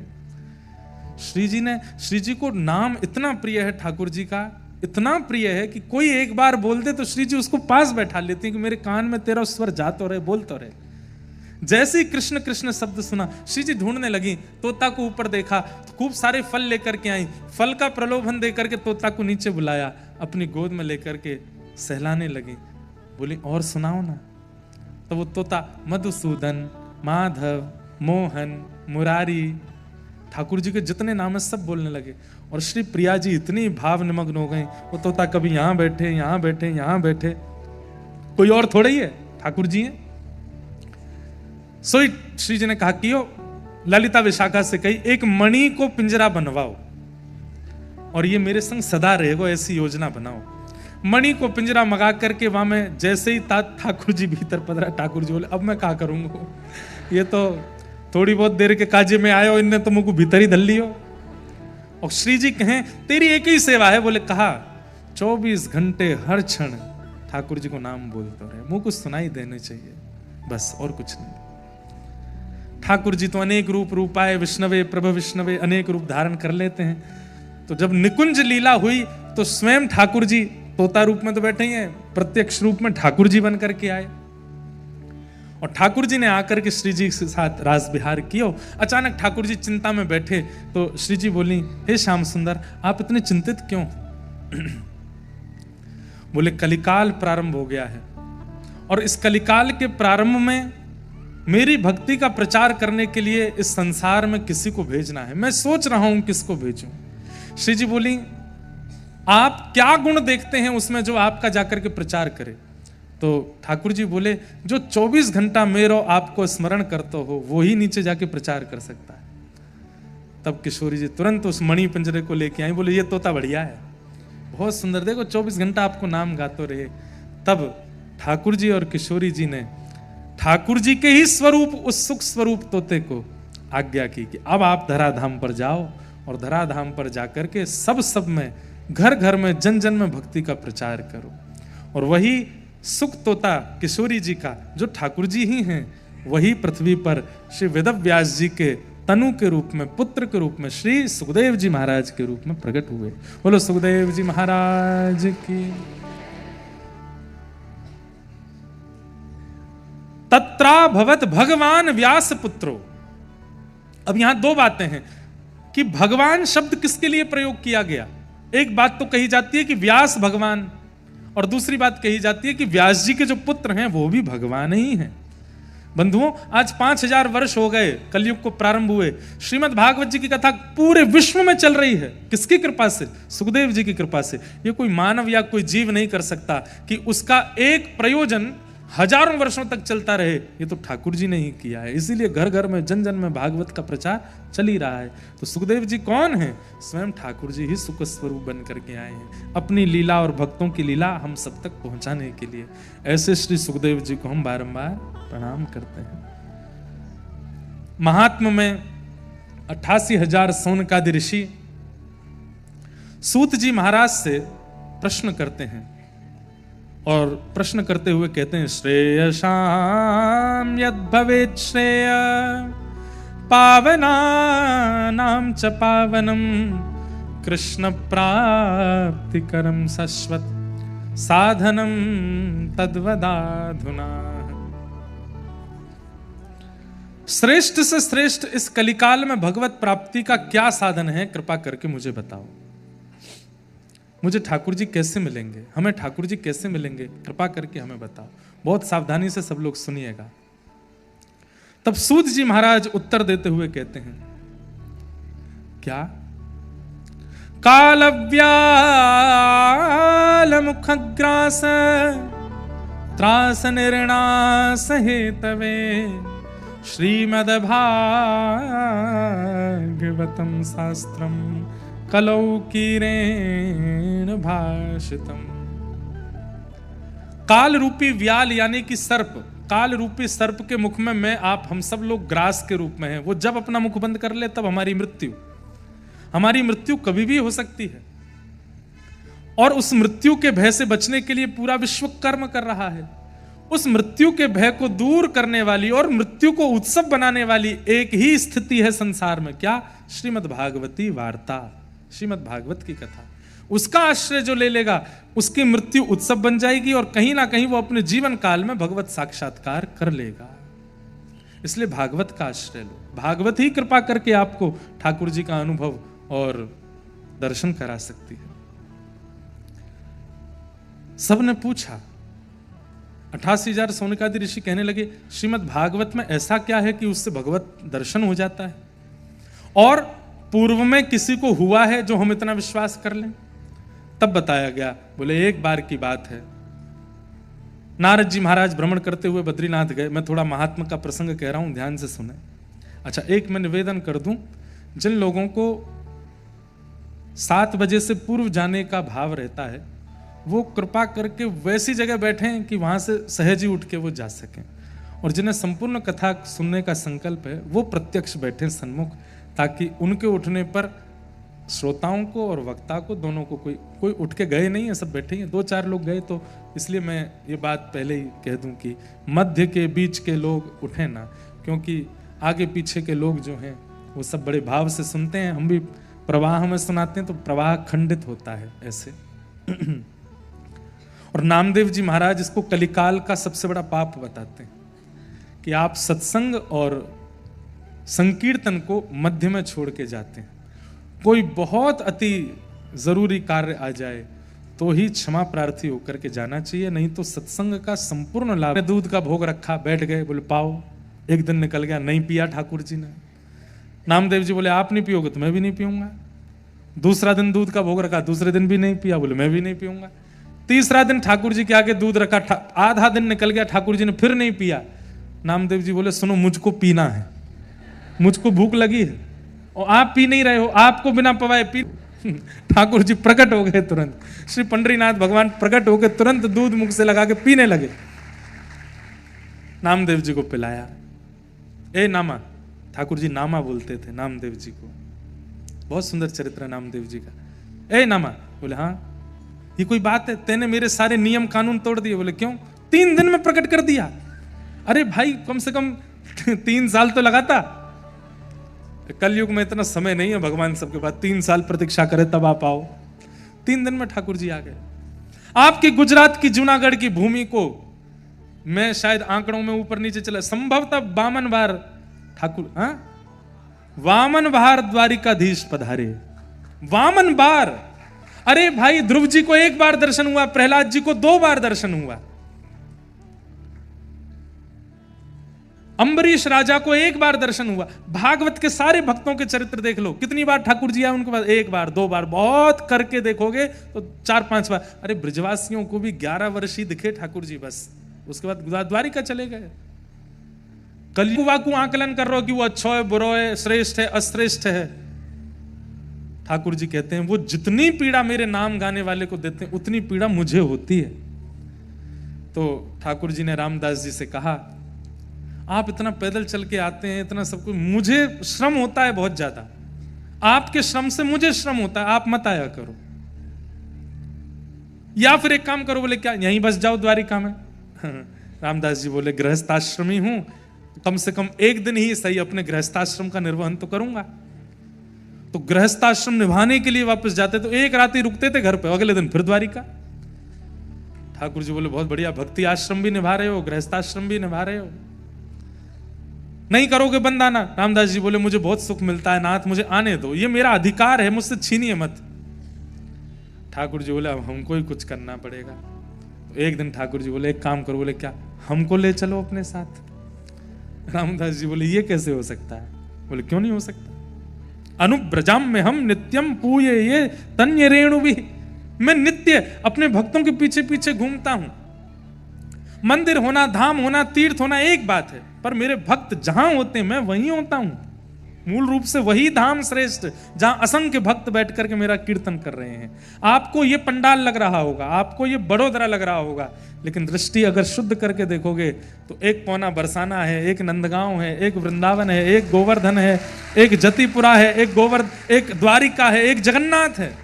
सारे तीर्थ यहां विराजमान हैं। क्यों? इतनी संख्या में भक्त यहां बैठ करके हरि चिंतन कर रहे हैं।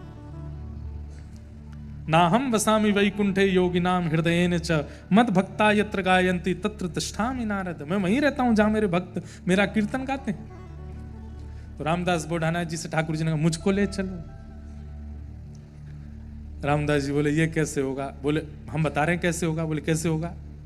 बोले आप आना और एक बैलगाड़ी की व्यवस्था करके लाना अपने साथ, और आकर के रात्रि अपना एकादशी जागरण कीर्तन करना। पुजारी पंडा आवेंगे उससे पहले ही मैं गर्भगृह के द्वार खोल दूंगा, तुम भीतर से मुझको ले जाना। बोले जय जय। देखो गर्भगृह से प्रवेश करने का अधिकार पुजारियों का है, वहां से मैं प्रवेश करूंगा तो फिर बहुत बड़ा एक अपराध हो जाएगा। और एक बात, बोले क्या? मैं आपको नहीं ले जा रहा, आपको जाना है मेरे साथ। मैं आपको नहीं ले जा रहा हूं, आपको जाना है। तो भाई अब किसी को किसी के साथ जाना है तो जिसकी जाने की इच्छा है वो योजना बनाए, मैं क्यों बनाऊं योजना? हाँ बैलगाड़ी में ले आऊंगा, बाकी मंदिर से बाहर मैं नहीं लेके आऊंगा, आप खुद आओ। ठाकुर जी बोले तो फिर हम एक काम करते हैं। बोले क्या? पीछे एक खिड़की हम उससे तोड़ के बाहर आ जाएंगे। बोले हाँ, तब तो लगेगा भी कि हाँ प्रेम के वश आप गए हो, सामने से जाना कोई जाना है। रामदास जी गए, रात भर कीर्तन किया। प्रातः काल का समय होते ही रामदास जी तो प्रणाम करके जय जय मैं जाऊं, प्रतीक्षा करूं बैलगाड़ी पे। ठाकुर जी पीछे की खिड़की तोड़ करके बाहर निकले। आज भी वो खिड़की है, क्या बोलते हैं आपके गुजरात में उसको? हाँ? बाड़ी, रामदास बोढ़ाना की बाड़ी। अब जो भी बोलते हो, द्वारिकाधीश जी वहां से निकल करके आए। सोचिए, रामदास जी नीचे खड़े, रथ चलाने का तुम पीछे बैठो, हम चलाते हैं। रथ चलाने लगे। ठाकुर जी का स्पर्श करते ही महाराज वो तो जो बैल थे वो तो गरुण जी हो गए, और गरुण जी होते ही महाराज वो तो हवा की तरह बात करते हुए पहुंच गए। रामदास जी बोले, जय जय, आपने हमको पहले ये कोई मंत्र बता दिया होता तो इतनी एकादशियां हम भी गरुण जी पे ही बैठ के कर लेते। बोले अब कोई बात नहीं, अब तो तुम्हारे पास ही आ गए हम। बोले आप प्रभु सीधे अगर गांव में पहुंच जाएंगे कोई बिना व्यवस्था योजना के, और पीछे से सब आ रहे हैं तो बहुत दिक्कत हो जाएगी, कोई और योजना बनाओ। ठाकुर जी बोले यहाँ पर एक ये बावड़ी है, एक तालाब है, इसमें तुम हमको छुपा दो, और पीछे से सब आएंगे, जांच पड़ताल करेंगे, कुछ नहीं मिलेगा, लौट जाएंगे, फिर हम विराजमान हो जाएंगे। ठीक है, ठाकुर जी को नीचे विराजमान कर दिया। यहाँ से सब पुजारियों ने आकर के जैसी जांच पड़ताल की, बोले तुम्हारी बैलगाड़ी में आए क्या, ठाकुर जी को लेके चुरा के लाए हो? बोले देख लो कुछ नहीं है। बैलगाड़ी के पीछे गाड़ी पूरी जांच की, कुछ नहीं मिला। तभी एक पुजारी जी को ठाकुर जी की पीताम्बरी मिल गई, थोड़े से पटका मिल गया। देखो देखो देखो, द्वारिकाधीश जी के वस्त्र हैं ये, तो झूठ बोलता है, इसने कहीं छुपा दिया है ठाकुर जी को। पुजारियों ने बहुत मारा रामदास जी को। जैसे ही मारते हुए बोले हमें लगता है इस बावड़ी में छुपाए, नीचे जाके देखो। नीचे जाके देखा तो जल का जो वर्ण था वो रक्त वर्ण का हो गया, और वहीं एक जगह एक गुफा सी में ठाकुर जी का श्री स्वरूप विराजमान, और उसी में ही वो घाव प्रकट हो गए जो रामदास जी को दिए। ठाकुर जी वहीं नाराज होकर के बोले मेरे भक्त को पीड़ा दी है आप लोगों ने, मेरे प्रेमी को पीड़ा दी है, वो पीड़ा मुझको लगी है, और इस पीड़ा के कारण मेरे अंग से देखो रक्त प्रवाहित हो रहा है, कितना जघन्य पाप किया तुम लोगों ने। सब हाथ पांव जोड़ने लगे, जय जय हमसे अपराध हो गया। ठाकुर जी को औषधि आदि लगाई गई, ठाकुर जी को ऊपर लाके बीच में बिठाया, एक तरफ रामदास जी बैठे, एक तरफ द्वारिका के सब पुजारी बैठे। बोले जय जय आपने ये क्या किया? बोले कि इनके प्रेम के भाव से हम इनके साथ चले आए। बोले इनके साथ तो आप चले आए, पर द्वारिका को कितना सुना करके आ गए आप। वो धाम है, वो तीर्थ है, 4 धामों में एक नाम है उसका, सब कुछ वहां से चलता है, आप यहां कैसे आ सकते हैं छोड़ करके? हम आपके बिना प्राण त्याग देंगे, हमारा परिवार प्राण त्याग देगा। सब रोने लगे द्वारिका के लोग। ठाकुर जी बोले हम एक काम करते हैं। बोले क्या? सुनिएगा ठाकुर जी की बात। ठाकुर जी बोले जो हमको लेके आए हैं भगत जी, आप एक काम कीजिए। बोले रामदास जी बोले क्या? ये जितने द्वारिका के लोग आए हैं, हमको तोल तोल करके हमारे समान वजन के भार का सोना इनको दे दो सबको। आप सबको हमारे भार का सोना मिल जाएगा, आप राजी हो जाना। द्वारिका के जो लोग थे वो सब बोले भैया द्वारिकाधीश बहुत भारी हैं, इतना सोना तो बन ही जाएगा कि 2-3 पुस्तों तक चलता रहेगा। सब द्वारिका के लोग बोले कोई बात नहीं, हम द्वारिका को संभाल लेंगे, आप सोना ही दिलवा दो। ठाकुर जी बोले चलो रामदास जी। रामदास जी बोले भगवान सोना का नाम ही सुना है, हमने देखा कभी नहीं है, ये आपने कैसी आज्ञा कर दी? और वो भी एक आध को देना हो तो बात चले, भी इतने सारे ये सब द्वारिका के लोग कहां से दूंगा मैं? ठाकुर जी बोले कान इधर लाओ हमारे पास। रामदास जी ने कान पास किया। ठाकुर जी बोले शास्त्रों में वेदों में हमारे लिए क्या लिखा है? बोले क्या लिखा है? अणो अणियान महतो महियान। हम चाहें तो ब्रह्मांड से भी ज्यादा भारी हो सकते हैं, और हम चाहें तो मक्खी से भी हल्के हो सकते हैं। छोटे से अण, आप लोग जिस मिट्टी के कण को पकड़ सकते हो, एक कण को, उस कण के भी 4 भाग करके उसका जो चौथा होगा उसके भी 4 भाग करके जो सबसे छोटा बचेगा उसको बोलते हैं अणु, उसके भी छोटे अंग को बोलते हैं परमाणु। ठाकुर जी कहते हैं वो भी मेरा स्वरूप है, मैं हल्के होने में राजी हूं, तुम तो बस हमें तोल दो। बोले तोल तो दूंगा, लेकिन पडले में क्या रखूंगा? ठाकुर जी बोले तुम्हारी बहू जी है ना? बोले हाँ। उनके कान में एक सीख के बराबर एक बहुत हल्का सा एक सोने का एक तार है, उस तार से हमको तोल दो। बोले तार से तोलोगे आप? बोले हाँ। तराजू लेकर के आए, पुजारियों से कहा हाँ भाई पुजारी जी आप लोग एक काम करो, द्वारिकाधीश को उठा के तो रखो तराजू पे। सारे पुजारी लग गए, ठाकुर जी उठ ही नहीं पाए उनसे, इतने भारी। लेकिन पुजारी जी थके भी और खुश भी हों, बहुत बढ़िया, इतने भारी हैं कि इतना सोना मिलेगा आज हमको। बोले ये तो उठ ही नहीं रहे, कैसे बैठेंगे तराजू में? ठाकुर जी बोले रामदास जी को बुलाओ, वो उठाएंगे। रामदास जी ने एक हाथ का बल लगाया, ठाकुर जी तुरंत उठ गए और उठ करके सीधे गए, जाकर के पडला पे धरा। ठाकुर जी का पडला नीचे हुआ, दूसरे पडला में सब लोग हाथ मल रहे हैं, बोले हाँ लाओ लाओ लाओ, सोना चांदी हीरे जवाहरात धरो इसमें, ठाकुर जी के बल से दो। सबसे पहले पत्नी के कान का जो वो सोने का तार था वही लेके आए रामदास बुढ़ाना, और जैसे ही दूसरे पडले में धरा ठाकुर जी तो झूलन लगे, ऊपर रह गए, महाराज आगे पीछे होने लगे। पुजारी सब मूड पकड़ करके बैठे, बोले ये क्या ठाकुर जी, आपने कालिया नाग को छला, आपने बलि को छला, आपने बाली को छला, अब हमको भी छल रहे हो। हमसे आप टस से मस नहीं हो रहे थे और यहां इसकी पत्नी के कान के तार पर तुल गए आप। ठाकुर जी बोले तुम्हारा लोभ मुझे हल्का कर रहा है, इनका प्रेम मुझे हल्का कर रहा है और तुम्हारा लोभ मुझे भारी कर रहा है। ये लोभ तुम्हारे चित्त में है, इस कारण से मैं भारी हो रहा हूं। रामदास बुढ़ाना जैसा प्रेम लेकर के आओ, ये तार भी मुझसे भारी हो जाएगा, मैं इतना हल्का हो जाऊंगा, इतना सामान्य हो जाऊंगा। रही बात, चाहे तुम जैसे प्रयास कर लो, अब मैं रामदास को छोड़ के जाना नहीं चाहता, मैं यहीं रहूंगा। और श्री रामदास बुढ़ाना के घर में ठाकुर जी विराजमान हो गए। पुजारियों ने कहा नाथ अब द्वारिका की महिमा कैसे होगी? ठाकुर जी बोले मेरा ही एक स्वरूप एक स्थान पर तुम्हें कुछ दिन में मिलेगा, वो मेरा ही प्रत्यक्ष स्वरूप है, वही मेरा द्वारिका का स्वरूप है, उन्हें तुम वहां विराजमान करो। और अब से मैं तो रामदास के साथ यहीं रहूंगा, यहीं पर विराजूंगा। और तब से रण छोड़ राय भगवान डाकोर जी श्री डाकोर जी में रामदास बुढ़ाना के घर में ही विराजमान हैं।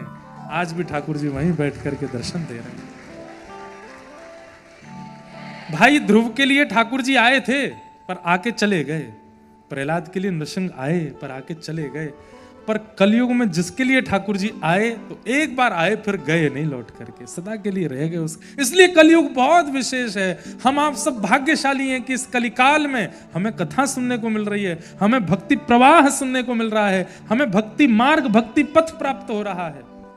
और ये सब प्राप्त होना सामान्य बात है, इन सब प्राप्त वस्तुओं का उपयोग करके भक्ति मार्ग पर चलना, इसकी इच्छा हमारे चित्त में हो रही है, ये बहुत बड़ी बात है। इसलिए भैया इस मार्ग को स्वीकार करो, भागवत जी के माध्यम से ठाकुर जी के सुंदर भावों के प्रति अपना रुझान बढ़ाओ। नारद जी महाराज बद्रीनाथ पहुंचे, बद्रिकाश्रम जाकर के सनक सनंदन सनातन सनत कुमारों से कहा कि पृथ्वी पर मैंने सब जगह भ्रमण किया पर कहीं सुख नहीं मिला। तभी मैं वृंदावन गया और वृंदावन में मैंने एक आश्चर्य देखा कि एक वयोवृद्ध, एक युवा कन्या की गोद में दो वयोवृद्ध लेटे हैं। वो युवा कन्या भक्ति और उसकी गोद में जो दो वृद्ध वो ज्ञान और वैराग्य। भक्ति सबके चित्त में है पर ज्ञान विहीन और वैराग्य विहीन है, इसलिए ज्ञान और वैराग्य वृद्ध हो जाते हैं। बंधुओं, कितना ज्ञान होना आवश्यक है हम लोगों को? इतना ज्ञान होना आवश्यक है कि सही गलत की पहचान हो, इतना ज्ञान होना चाहिए।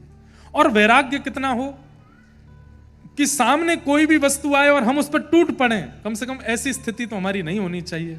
सामने कितनी भी विषय वस्तु आ जाए हम अपने मन को काबू करना सीख जाएं, ये हमारा वैराग्य होना चाहिए। इतना वैराग्य तो होना चाहिए, तब भक्ति प्रसन्न रहती है। अब लोग भक्ति भी कर रहे हैं, ना तो ज्ञान है ना सूक्ष्म वैराग्य भी नहीं है, तो फिर भक्ति प्रसन्न नहीं रहती है, भक्ति कष्टदायी हो जाती है। भक्ति महारानी ने नारद जी से प्रार्थना की, मेरे पुत्रों को युवा करने के लिए योजना बताइए। नारद जी महाराज ने अनेक ऋषियों से पूछा पर कोई बता नहीं पाए। तब बद्रिकाश्रम में सनत कुमारों से पूछा कि ज्ञान वैराग्य को युवा करने का कोई प्रयोजन बताइए।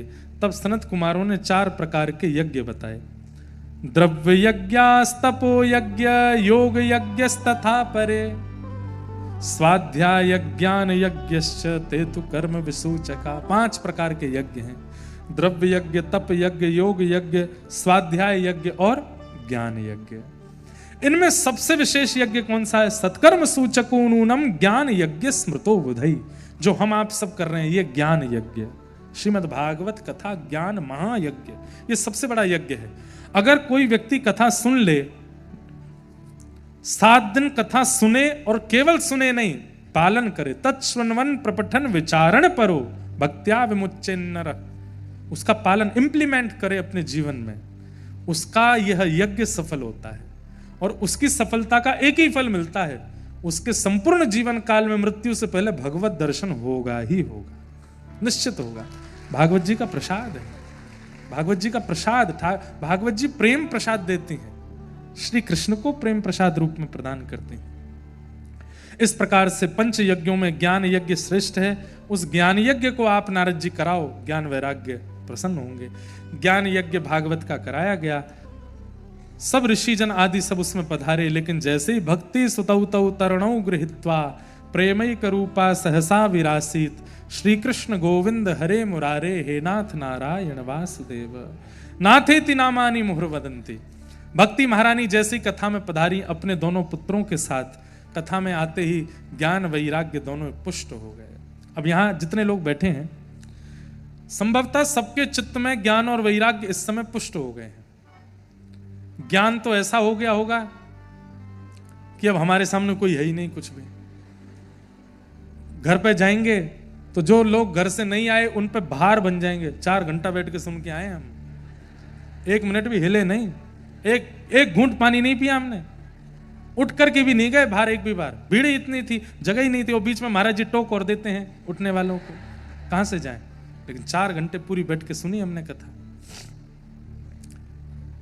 ज्ञान आता है पर अभिमान के साथ आ जाता है, वैराग्य आता है पर अभिमान के साथ आ जाता है। हमने ये छोड़ दिया, हमने वो छोड़ दिया, हम ऐसा नहीं करते, हम ये नहीं करते, हमने वो कर दिया। ये अभिमान युक्त जब ज्ञान वैराग्य आते हैं तो समझो भक्ति पुष्ट नहीं है। बंधुओं, आप ज्ञानी हैं पर आपके शरीर का लहेजा, आपकी वाणी का तरीका, आपका उठना बैठना सामने वाले को ऐसा लगे कि ये तो महामूर्ख है, इसको कुछ पता ही नहीं है, तब समझो कि ज्ञान आया है।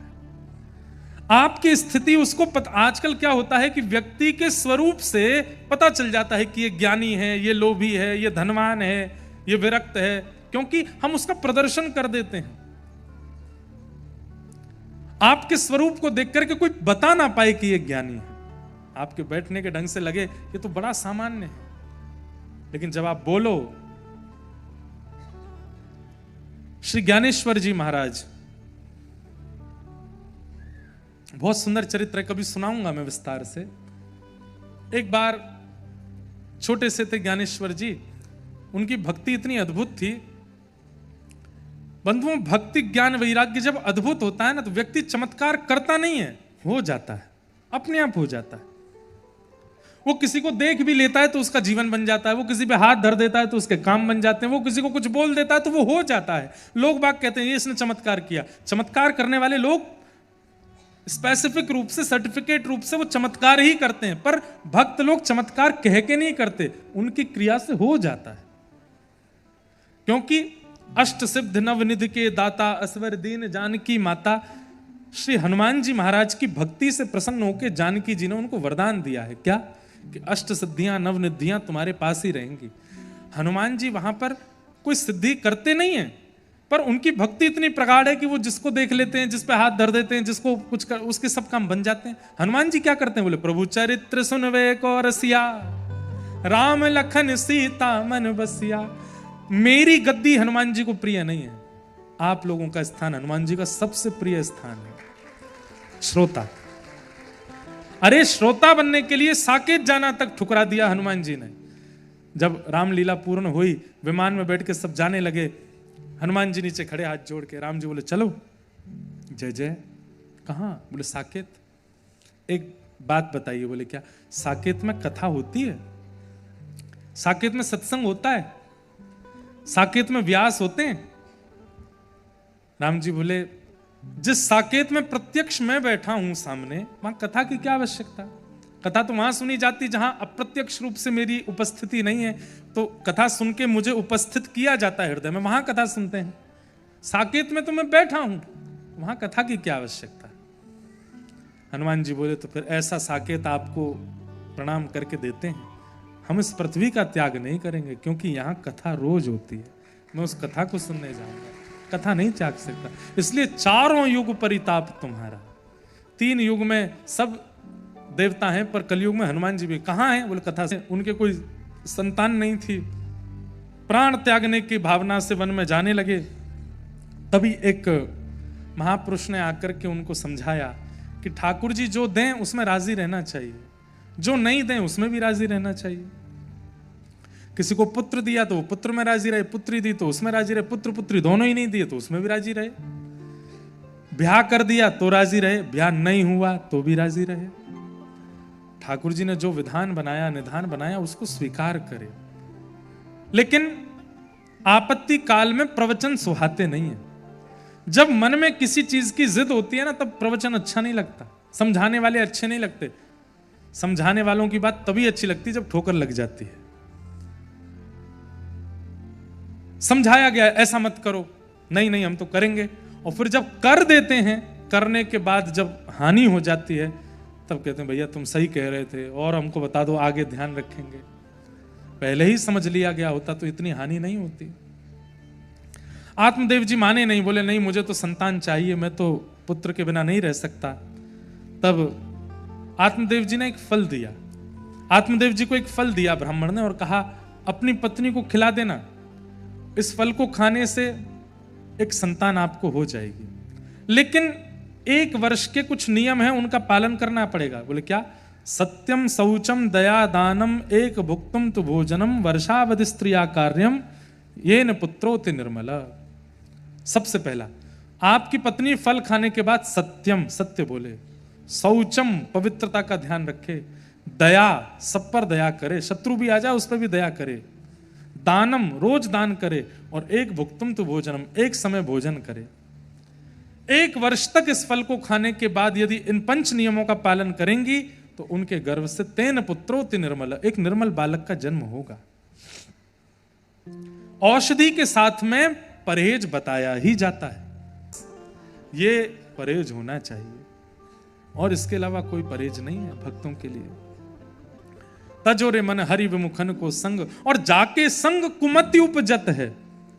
जिसके संग बैठने उठने खाने पीने रहने सोने से कुमति प्रकट होती। कुमति मतलब व्यसन की इच्छा प्रकट होती। व्यसन कर नहीं रहे हो आप, पर इच्छा प्रकट होगी, मैं भी खा के देखता कैसा लगता है ये, एक बार हम भी टेस्ट तो कर ही लेते, अब तो नहीं करेंगे पर कर लेते तो पता चलता कैसा है इसका स्वाद। एक बार हम भी यहां जाके देख लेते कि ये कैसा लगता है। ये सारी भावनाएं जिसके संग रहने से आप उस क्रिया को कर नहीं रहे हो पर आपके चिंतन में आ रही है, ऐसे का भी त्याग करो। जाके संग कुमति उपजत है, पड़त भजन में भंग, तजोरे मन हरि विमुखन को संग। एक बात बोलूं, आज की डेट में सबसे बड़ा हरि विमुख कराने वाला ये है सबसे बड़ा हरि विमुख कराता है। आप नाम कर रहे हैं, तभी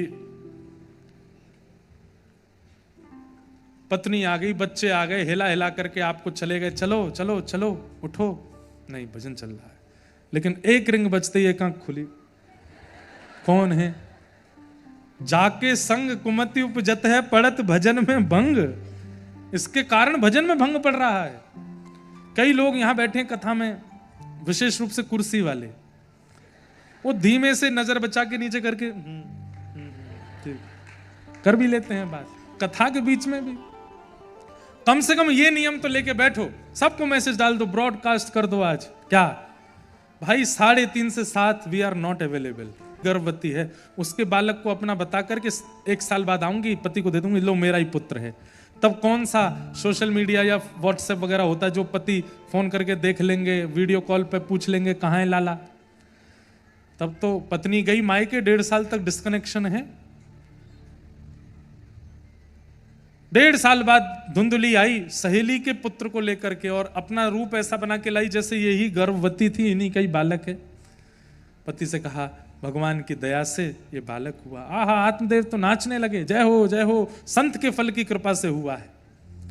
पत्नी तो मुंह बनाने लगी, बोले हाँ उसके फल से, गैया अभी भी बांझ ही है, कुछ नहीं हुआ। लेकिन यहां जैसे उस बालक का नामकरण करने के लिए बैठे, नाम रखना चाहते थे नारायण गोविंद गोपाल, लेकिन धुंधली बोली मेरा नाम धुंधली, बेटे का नाम धुंधुकारी।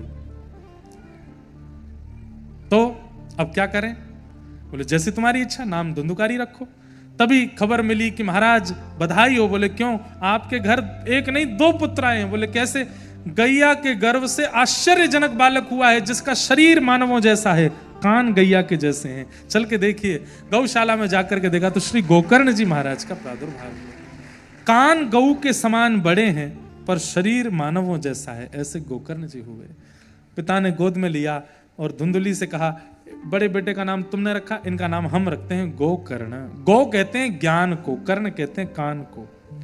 इस समय आपका नाम चाहे जो भी हो, पर आप सब गोकर्ण हैं, क्योंकि आप ज्ञान, भक्ति, वैराग्य, भाव की कथा सुन रहे हैं। आप सब गोकर्ण हैं। गोकर्ण जी महाराज और धुंधुकारी दोनों बड़े हुए। धुंधुकारी दुष्ट हुआ और गोकर्ण जी पंडित ज्ञानी हुए। दुष्टता इतनी ज्यादा बढ़ गई कि बाहर व्यसन, विचार और ये सब तो बिगड़े, घर में आके माता पिता को मारना पीटना शुरू कर दिया। बंधुओं, जो व्यक्ति पाप करता है उसको नरक जाना पड़ता है। जो महापाप करता है, जो महापाप करता है उसको प्रेत बनना पड़ता है। और उन महापापों में एक महापाप है माता पिता पर हाथ उठाना, उनको अनर्गल बोलना, उनके प्रति दूषित भावना रखना। भगवान ना करे इस पंडाल में तो कोई भी ऐसा बालक नहीं है, पर कई संसार में ऐसे लोग भी हैं। अभी बंबई में मेरी कथा थी तो एक बहन रात्रि 1:30 बजे तक खड़ी रही नीचे। तो मुझे किसी ने बताया कि महाराज जी आप उठो चलो। वो कथा के विश्राम से नीचे ही खड़ी है। नीचे जाकर के हमने देखा, मैंने क्या बात है? बोली महाराज जी मेरा भाई मुझे मारता है, मेरी माँ को भी मारता है, पिताजी हमारे हैं नहीं। मैंने कहा भैया देखो, आपके घर का निर्णय है, इसमें मैं क्या कह सकता हूँ, लेकिन आप आई हैं, पूछना चाह रही हैं, तो ऐसे भाई का त्याग करना ही आपके लिए धर्म है, जो आपकी माँ को ही मारता हो, जो आपके प्रति ऐसी दूषित भावना। भाई देखो, भाई, पिता, पति, पुत्र, इन सब नामों के अर्थ होते हैं और उन अर्थ में सबसे पहला अर्थ होता है रक्षक। और वो रक्षा ही नहीं करता है तो कैसा पति? रक्षा ही नहीं करता तो पिता कैसे? रक्षा ही नहीं करते तो भाई कैसा? कई लोगों के पिता भी ऐसे हैं। कई यहां हमारी कथा में तो युवा ज्यादा आते हैं। युवाओं को आप सोच नहीं सकते, कितने कितने युवाओं के मेरे पास में संदेश आते हैं, घर में बंद करके 5-5 दिन तक मारते हैं माता पिता। किस बात से? कि भजन क्यों करता है, कथा क्यों सुनता है। अरे व्यसनी व्यभिचारी हो जाए तो सुखी हो आप। ऐसी स्थिति में हम बालकों को तो ये कहते हैं, भाई माता पिता के प्रति तो प्रहलाद जी वाली बुद्धि रखो, मत त्यागो, ठाकुर जी ही नृसिंह बन करके आके कृपा करेंगे। बाकी संबंधों में आपको अधिकार है, अगर वो भक्ति में विक्षेप डालते हैं और अपनी स्थिति से ऊपर जाकर के राक्षसत्व को ग्रहण कर लेते हैं तो त्याग ही विशेष अधिकार है, त्यागो।